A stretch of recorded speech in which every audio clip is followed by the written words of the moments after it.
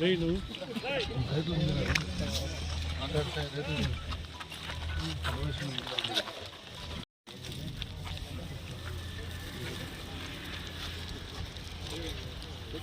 ఇక్కడికి చేసిన రైతు సోదరులకు, electronic media and print media సోదరులకు నమస్కారం.